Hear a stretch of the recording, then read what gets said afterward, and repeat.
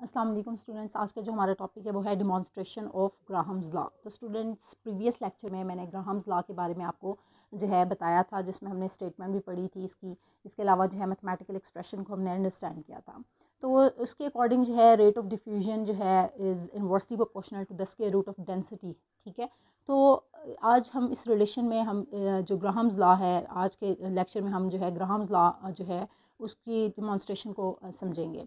तो demonstration of Graham's law यानी कि इसको कैसे वेरीफाई करेंगे। So this law can be verified in the laboratory by noting the rates of diffusion of two gases in a glass tube when they are allowed to move from opposite ends. तो students, आपको यहाँ पर बताया जा रहा है कि इसकी हमने वेरिफिकेशन किया लेबोरेटरी में।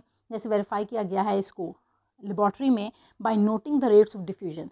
आपने दो गैसेस ली, ठीक है, ग्लास ट्यूब में, और उनके रेट्स ऑफ डिफ्यूजन को नोट किया गया when they are allowed to move from the opposite ends, और उनको ऑपोजिट एंड से जो है अलाउ किया गया कि वो वहाँ से मूव करें। अब ये बात जो है इसको आप जो है अंडरस्टैंड करने के लिए मैंने यहाँ पर देखेंगे नीचे फिगर बनाई है। इस फिगर के अकॉर्डिंग आप देख रहे हैं कि ये एक जो है 100 सेंटीमीटर जो है लॉन्ग ट्यूब है। ठीक है, इसमें आपने एक साइड से आप देख रहे हैं कि NH3 गैस, अमोनिया गैस जो है वो इंट्रोड्यूस करवाई गई है। ठीक है, और दूसरी साइड पे HCl गैस जो है वो इंट्रोड्यूस करवाई गई है।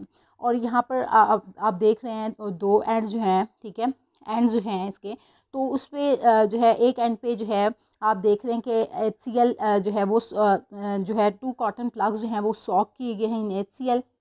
ठीक है, एंड अमोनिया सॉल्यूशन, एक अमोनिया सॉल्यूशन में, और जो है एक HCl जो है उसमें HCl सॉल्यूशन में जो है ये दो कॉटन कॉटन प्लग्स जो हैं वो सोक किए गए हैं। ठीक है, और उनको जो है इंट्रोड्यूस किया गया है in the open ends of the 100 centimetre long simultaneously, long tube simultaneously. ठीक है, इसमें सो HCl molecules travels a distance of 40.5 centimetre, और इसमें जो HCl मॉलिक्यूल है, ठीक है, वो ट्रैवल कर रहा है डिस्टेंस 40.5 सेंटीमीटर। आप देखने को आपको नज़र आ रहा है कि 40.5 सेंटीमीटर जो है डिस्टेंस ये ट्रैवल कर रहा है, जबकि while NH3 molecule cover 59.5 centimetre in the same duration. और जबकि अमोनिया जो है, NH3 गैस जो है या NH3 मॉलिक्यूल जो हैं वो डिस्टेंस कितना कवर कर रहे हैं, 59.5 सेंटीमीटर डिस्टेंस कवर कर रहे हैं in the same duration same time पे। यानी कि आप देख रहे हैं कि HCl जो ट्रैवल कर रहा है डिस्टेंस वो कितना है, वो 40.5 सेंटीमीटर है, जबकि अमोनिया जो मॉलिक्यूल्स हैं वो 59.5 सेंटीमीटर डिस्टेंस जो है सेम ड्यूरेशन में कवर कर रहे हैं। So they produce dense white fumes of ammonium chloride at the point of junction. और जहाँ पर ये मिल रहे हैं, ये पॉइंट ऑफ जंक्शन है, तो ये मिल के जो है वहाँ पर वाइट डेंस फ्यूम्स बना रहे हैं अमोनियम क्लोराइड के। ये आपको नज़र भी आ रहा है, मैंने यहाँ पर मेंशन भी किया है, white fumes of NH4Cl ammonium chloride जो है यहाँ पर फॉर्मेशन उसकी हो रही है कैसे, कि NH3 यहाँ से NH3 और एक और यहाँ से HCl, तो यहाँ पर क्या हो गया NH4Cl। तो इस पॉइंट जहाँ पर ये मिल रहे हैं इसको कहते हैं पॉइंट ऑफ जंक्शन। तो इस तरह से स्टूडेंट्स आपने ये देखा कि किस तरह से इनका रेट ऑफ डिफ्यूजन जो है वो टू रेट्स ऑफ गैसेस का आपने रेट ऑफ डिफ्यूजन को डिस्कस किया, जो कि ग्लास ट्यूब में आपने दो गैसेस को इंट्रोड्यूस करवा के इसको स्टडी किया है। तो अब स्टूडेंट्स इसको हम जो है वेरीफाई करते हैं मैथमेटिकल एक्सप्रेशंस के थ्रू। तो यहाँ पर आप देखें तो rate of ammonia divided by rate of HCl। ठीक है, rate of ammonia divided by rate of HCl। Ammonia जो है रेट ऑफ डिफ्यूजन इसका आपने देखना है कि कितने डिस्टेंस कितने टाइम में इसने कितना सेंटीमीटर जो है डिस्टेंस ट्रैवल किया है वो आपने यहाँ पर मेंशन करना है। इसी तरह रेट ऑफ HCl आपने मेंशन करना है, जो कि आप देख रहे हैं अमोनिया का रेट कितना है 59.5 divided by rate of HCl कितना था 40.5 सेंटीमीटर, तो ये आपने 40.5 सेंटीमीटर लिख दिया।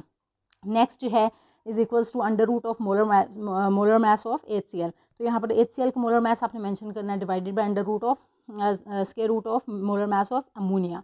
तो अब यहाँ पर जो है इनके मोलर मासेस आप देखेंगे, HCl जो है हाइड्रोजन का 1 है और Cl का 35.5, तो ये टोटल हो गया 36.5।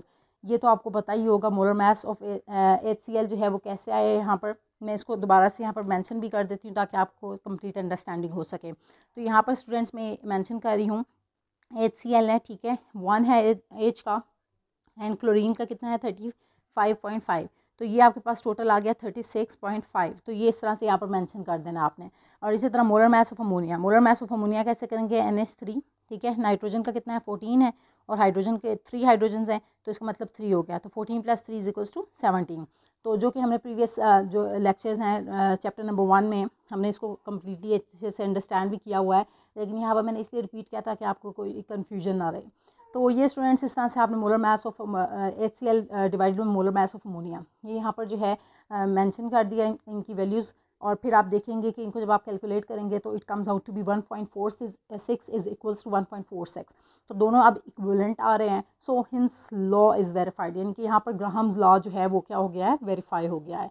तो स्टूडेंट्स आज का जो हमारा लेक्चर था वो डेमोन्स्ट्रेशन ऑफ ग्राहम्स लॉ पर बेस कर रहा था। होप्स हो कि आज का लेक्चर जो है वो आपको कम्प्लीटली समझ आ गया है।